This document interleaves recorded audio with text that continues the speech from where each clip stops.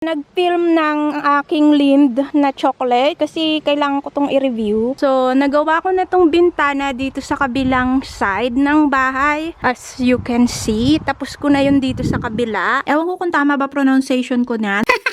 Basta li ako. Paulit-ulit lang, Misay, ang kulit mo. So, yeah, yun lang. Ito lang naman yun.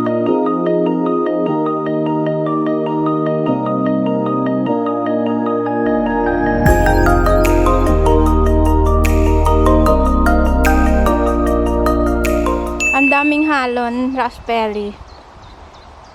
Max!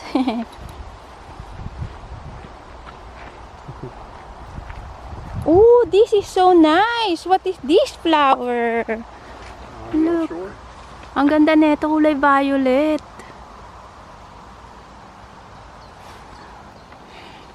But it's a pretty flower.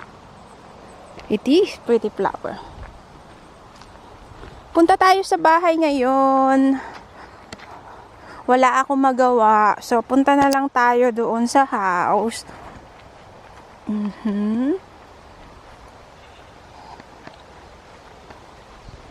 Ayun si Pangit. Kasama namin si Max.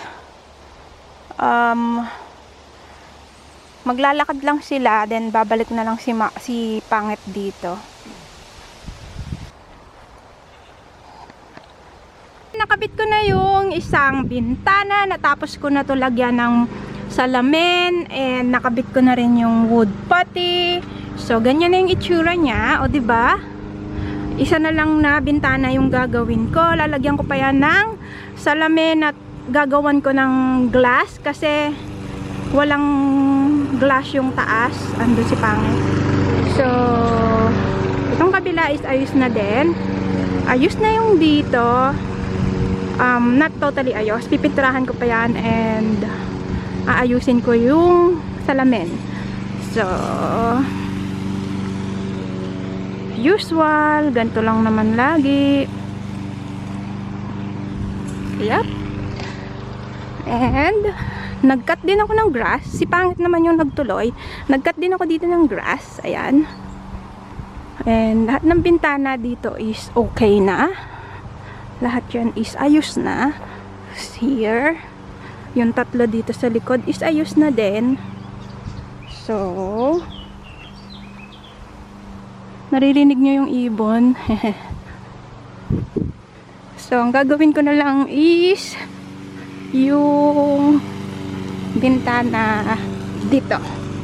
So, tatanggalin ko pa yan and then lalagay ko yung glass. Pero pahinga muna ako kasi napagod ako nag-cut ako ng grass. Tadan! Tapos ko na siyang gawin yung bintana. Tignan nyo, natapos ko na siya. And ito na yung last na bintana dito sa kabilang side. Nalagay ko na yung glass niya. And nalagyan ko na rin siya ng putty. Like that. Pero hindi ko pa siya pwedeng mapinturahan kasi anong tawag dito?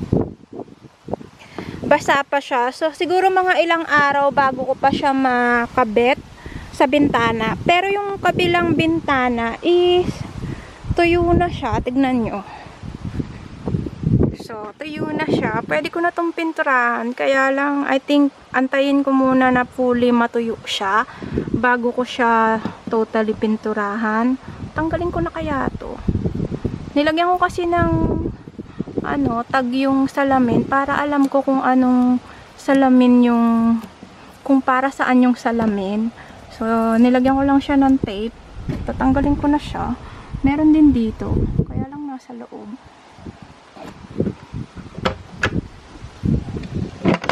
So, ganito na yung bintana dito. Ayan. Taran! So, I'm so happy with this. So, ang gagawin ko, ako lang mag-isa dito. Si Pangit nasa work. So, pupunta na lang yun dito si Pangit kapag nakauwi na siya. So, ganyan yung itsura ng bintana natin. No? Nasasara na siya. Nasasara na siya dun sa loob. Hindi ko alam kasi kung anong gagawin ko. Tatapos ko na kasi to. So, hindi ko alam kung pipinturahan ko na yung bintana doon or antayin ko munang matapos. No? So, ganyan na yung itsura niya. Dalawang bintana na yung naayos ko. Dito sa kabilang side at saka yung dito. Pero ito kasi hindi pa siya fully pintura. Hindi pa siya fully na pinturahan. Tignan nyo. Wala pa siyang pintura dito sa likod. Hindi ko alam kung pipinturahan ko din ba to. Pinturahan ko na rin kaya. Pinturahan ko na nga lang. Wala naman akong ginagawa. So, ang baon ko naman ngayon is sandwich na may palaman lang yan na butter and kape at saka nuts. So, yan lang yung aking merienda for today. Inaantay ko lang si Pangit. Aray ko, na ano ko pa yung kamay ko. Napukpok ko. Anyway, meron akong kape. So, kape lang yung kakainin ko today. Ay, kape at saka tinapay. So, yun lang yung aking merienda today. Hindi kasi ako nagluto. So, wala akong pagkain. Si Pangit, hindi pa siya umuuwi. Mamaya pa yun. So, kakain muna ako. Natapos ko na yung bintana. Antayin ko na lang siyang matuyo. And, pininturahan ko din yung bintana. Ayan, second coat para maputi. So, dinagdagan ko na lang siya ng another coat para medyo matingkad yung kulay niya. Medyo mainit ngayon. Alam nyo ba, July, mag-August na, and laging nag-uulan. Nanalo pala ako sa giveaway. Lagi na lang ako nananalo sa giveaway. Teka muna, mag-check muna ako ng aking emails at baka may mga bago kong trabaho. Tagal ni Pangit. One eternity later. Ito na si Pangit ko, my baby ko. And may dala siyang McDonald's kasi sabi ko dalahan niya ako ng McDonald's today dahil I'm hungry. I didn't cook food at home. The next day. So, ito yung aking kakainin today. Merienda ko. Kanibule. Bular.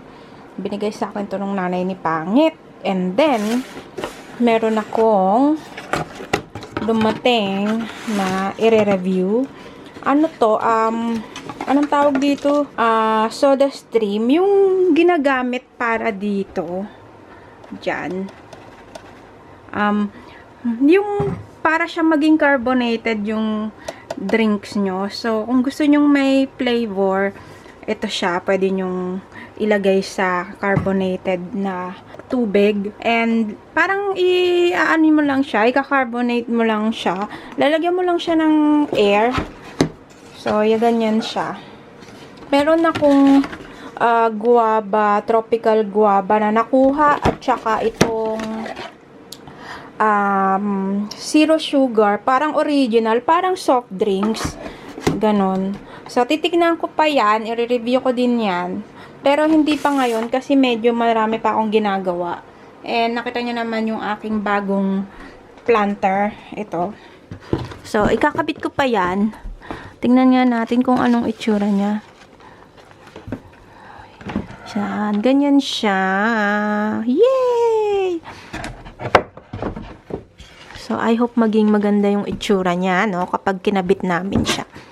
Papakabit ko pa yan kay Pangit. Si Pangit na lang kaya magkabit neto.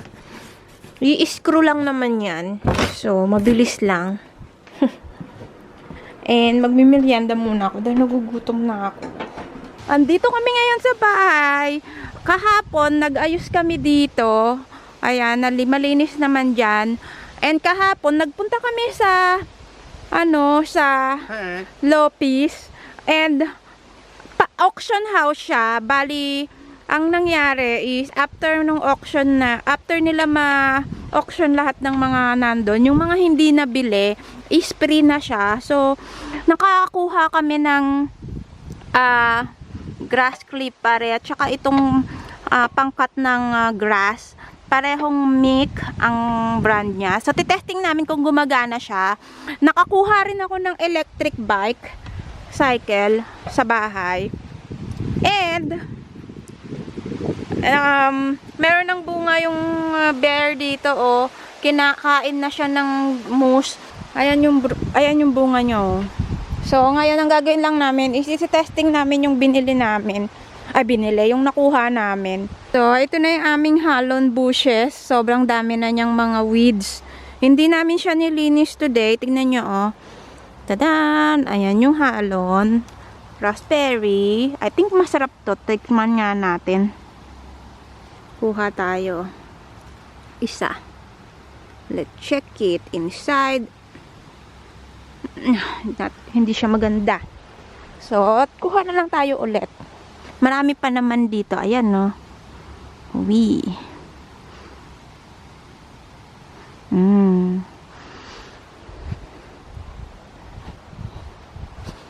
Kain ako ng halon muna. Bahala na dun si Pangit. Tignan nyo yan, o. Ayan, o. Naku, ang sarap nito. Matikman nga natin. Dito naman. Madami sila ngayon kasi nag-uulan. Merong lumilipad. Teka nga muna. Ito yung nakuha namin sa Lopis. Ano yan? Free na tools yung nakuha namin. Ito pangkat ng tanim. If meron kayong tree na pwedeng putulin, ito pwede siyang gamitin. Mahal din to kapag binili mo. So nakuha namin ng free, swerte namin, 'di ba? Tsaka itong trimmer electric. Ayan, ganyan siya. Yan, pangtanggal ng grass. So, na testing namin to, gumagana siya. So, si Pangit is kinuha lang yung cord. So, nakabit ko na yung bintana at meron na rin siyang salamin. Taran! Yay! Pipinturahan ko na lang yan. And, aalisin ko yung plastic dun sa taas. And, tignan nyo, maganda na siya, no? Taran! So, maganda na siya. Whee! Pipinturahan ko na lang yan, pero siguro sa susunod na araw na lang. And, dito naman is tatanggalin ko na lang yung extra na pintura. So, 2 coat na din to. Taran! Sobrang cute na niya, oh. So, ayan. Kakain muna ako dahil nagugutom na ako. Ang tagal ni Pangit. I think nasira ko yata yung grass trimmer ko. Ayun, no. Nandun siya. So, nasira ko yata yan. Hindi na siya umiikot. Ayan lang yung nakat ko. Tignan nyo, hindi nga siya tapos eh. Marami pa dyan, no. Ayan, no, hanggang dun sa bisikleta. Nandyan lang ako sa gitna. Ayan lang yung na-cut ko. Napagod na kasi ko. So, wala na akong mga sirang bintana na aayusin dyan. Ito naman kasing mga nasa pintuan, is tatanggalin namin yan. May deer doon, no, kumakain siya. Kaya lang hindi ko mapakita sa inyo kasi medyo malayo-layo siya. So, maliit lang siya. Pero kumakain siya doon, no. Tignan nyo naman yung medyas ko. Ang dumi-dumi. Paano kasi nag-cut nga ako ng grass? Nasira ko pa yata yung trimmer. Sinabi ko na kay Pangit. Okay lang kasi nakuha naman namin yun ng free. Hindi na siya umiikot, tsaka umuusok siya. Baka nag-overheat. Alas 6 na ng gabi. Hindi pa ako makain. Ito lang yung pagkain ko, oh. Andito kanina si Pangit. Tinutulungan din naman ako. Kaya lang, inuwi niya sa bahay si Max. So, ako lang mag-isa dito. Kanina nandito si Max, naglalaro sila. Hindi kasi namin pwedeng, ilabas. Pwede naman namin ilabas si Max. Kaya lang kasi, hindi namin siya ngayon pwedeng pakawalan ng walang leash. Kasi, yung kapitbahay nga namin, nagmo-motorsiklo sila, yung bata. Yung anak ng kapitbahay namin, nagmo-motorcycle kasi sila dito, dyan, sa lupa nila. Si Max, kapag nakawala kasi yun, dati, yung aso namin na itim, si Buba, kapag nakawala yun sa gate, tumatakbo yun, as in, para siyang nakawala sa hawla, yung dati naming aso. Bago yung ngayon. Kapag nakawala siya sa gate, tumatakbo siya hanggang dun sa sa may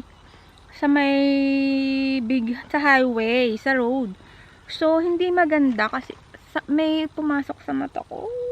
Hindi ko alam kung ano yung pumasok sa mata ko. Teka lang. Kaya yun. Hindi rin namin malabas si Max nang tumatakbo-takbo kasi hinahabol niya yung bata. Kasi si Max, ano siya, taong bahay lang siya. Hindi siya yung laging naming nilalabas. So, kapag nakakita siya ng tao, tinatahulan niya. Kahit sino, tinatahulan niya. Kahit bata pa siya. Kahit bata, tinatahulan niya. Kaya yung, lalo na nagmo-motorsiklo pa sila dyan. So, naririnig ni Max. So, feeling ni Max is naglalaro. Ngayon, hinahabol niya. Baka makagat. Syempre, natatakot naman kami. Iba kasi dito, no, kapag kasalanan mo kapag nakawala yung aso mo or nakakagat. Ang ganda tignan ng aso doon, no, or aso, ng deer. May deer doon, no. Ang malas mo, kapag meron kang tanim na, may bulaklak na pangalan, na favorite ng mga deer, kinakain nila. Nanalo ako sa giveaway. Siguro papakita ko na lang sa inyo kung ano yung nakuha ko. Ano ba yung nakuha ko? May nakuha ako na na makeup brush, serum, ano pa ba? Suklay, makeup brush, false lashes, at saka sun serum. Nanalo ako sa giveaways sa Lico again. And ito yung price ko. Na nakuha ko today. And, na-video ko na rin siya, na-unbox ko na siya. And, ipopost ko na lang siya sa Lico na website. And, ipapakita ko lang sa inyo kung ano yung nakuha ko, yung napranalunan ko sa price. Ay, nakuha ko din pala to sa second hand store. Ay, hindi pala, sa auctions na lugar. Kasi, madami ko dong nakuha. Ayan, isa na tong display. Tingnan nyo yung greenhouse namin. Wala akong tanim dyan ngayon. Konti lang. So, yep. So, ang nakuha ko is itong dry shampoo Batiste. Ang flavor niya. Flavor talaga. Yung scent niya is Flirty Floral. Hindi naman kasi ako the dry shampoo. Kasi lagi naman ako naliligo.